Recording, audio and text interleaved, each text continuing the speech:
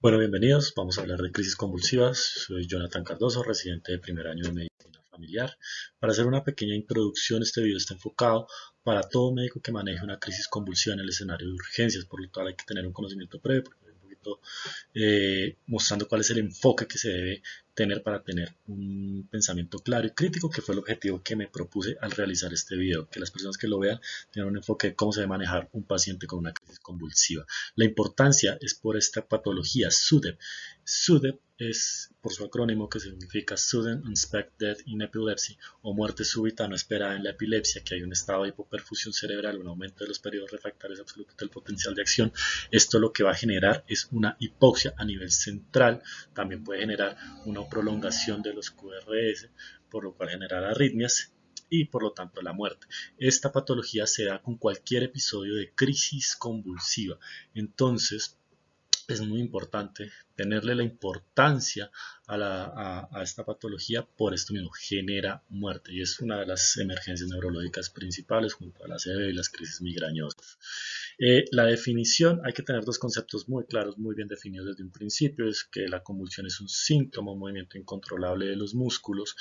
¿Qué refiere esto? Que un paciente que llega con convulsión requiere un estudio y, como es un síntoma, saber la causa. La convulsión no es lo mismo que, no es lo mismo que epilepsia. La epilepsia es una enfermedad definida por dos crisis convulsivas no provocadas separadas por 24 horas o una crisis no inducida con una área glótica. ¿Qué es esto? Que encontré algo que considere que lo puede hacer convulsionar en el futuro en las neuroimágenes. Tres conceptos fundamentales hay que tener claro, porque nos van a definir momento, nos van a definir qué es lo que tenemos que hacer, nos van a definir cómo debemos actuar. Estatus epiléptico, estatus refractario, estatus superrefractario. El estatus epiléptico, definido por una crisis de más de 30 minutos, o dos episodios convulsivos sin recuperación del estado de conciencia en este tiempo.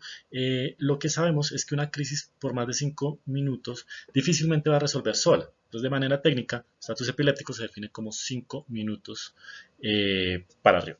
Ya más de 5 minutos es un estatus epiléptico, requiere manejo.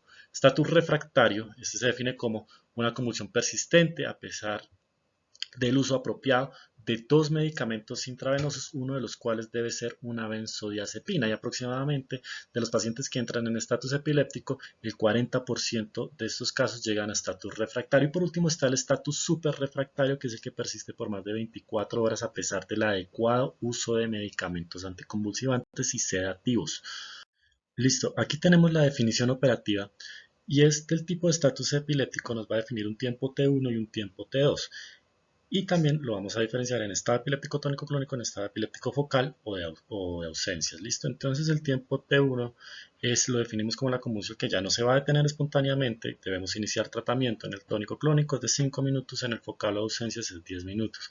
El T2 marca, y es importante tener en cuenta esto, marca el comienzo del daño neuronal y debe estar controlado el estatus en estos momentos. O sea, debemos ser mucho más agresivos cuando un paciente nos llegue a un tiempo T2, que en el estado tónico clónico va a ser a los 30 minutos y en el estado epiléptico focal o de ausencias va a ser a los 60 minutos.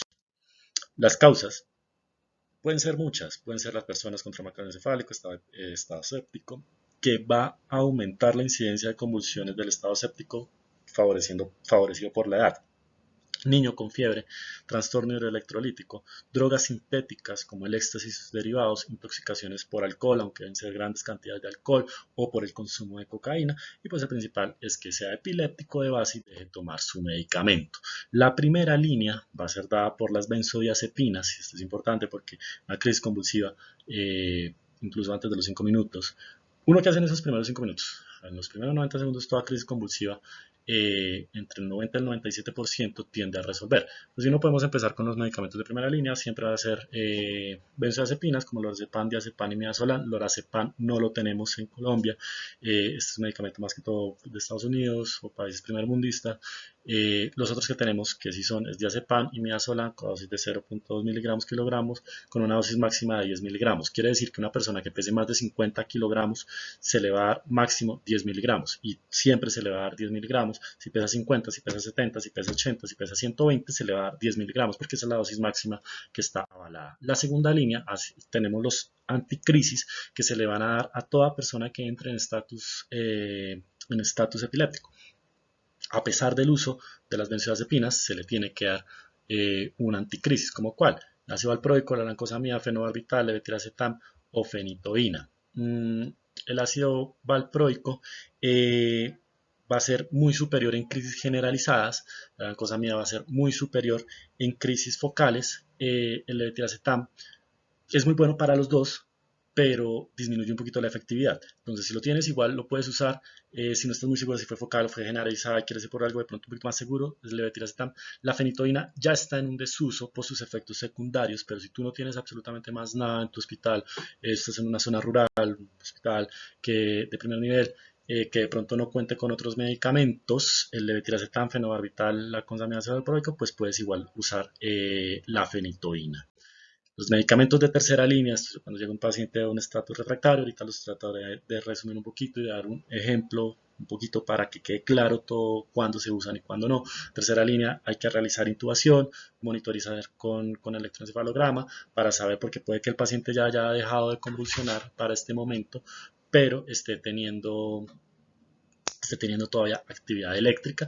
Y tercera línea de manejo ya va a estar dado por midazolam, el cual tiene que ir a dosis de infusión de 2 miligramos kilogramo hora. Es una dosis alta, no como de pronto a veces se ve que es 5 miligramos o 10 miligramos en infusión hora, no, 2 miligramos kilogramo hora en una persona de 70 kilogramos.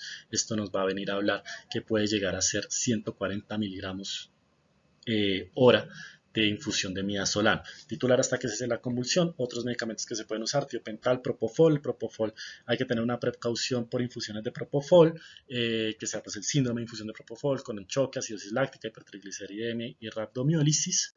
Y ya de cuarta línea, que este es el momento más oscuro, que es cuando llega el paciente 24 horas y nada que ha mejorado. La ketamina es uno de los medicamentos principales que se debería dar porque este va por otro mecanismo de acción y no como los anteriores que por lo general son inductores GABA.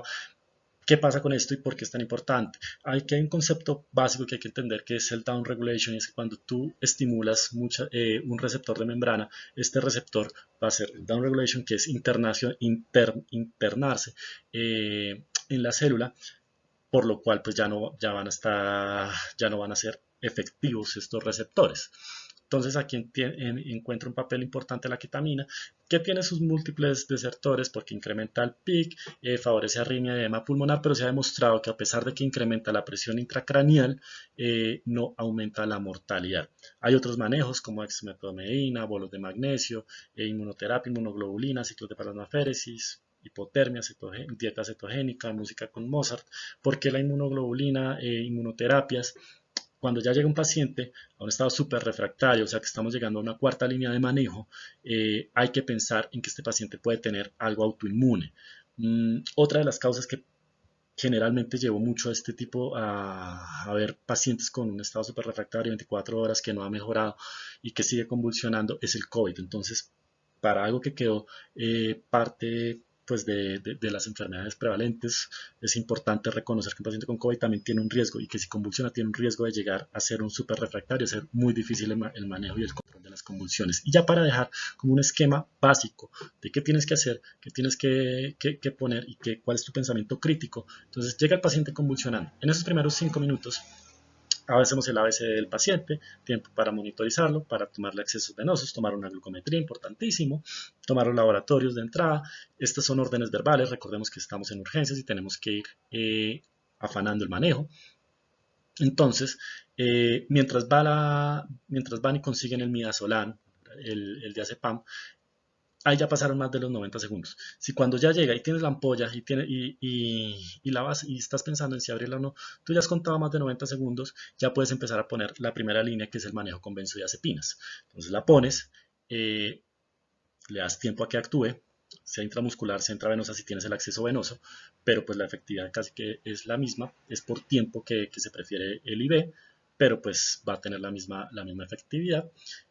Y en ese momento, si ya nos entró en el estatus epiléptico definido por más de 5 minutos de la convulsión, ya tenemos que empezar a pensar en el anticrisis. Si el paciente, por ejemplo, es un epiléptico crónico que ya tiene establecida la enfermedad, pero viene con manejo con levetiracetam, 1 gramo cada 12 horas, pero un paciente joven es normal que no se tomen estas dosis en los tiempos que son, puede que no se le haya tomado la dosis, que por eso está convulsionando. Entonces lo que necesitamos es niveles de esos. Entonces, ¿cuál anticrisis vamos a tomar?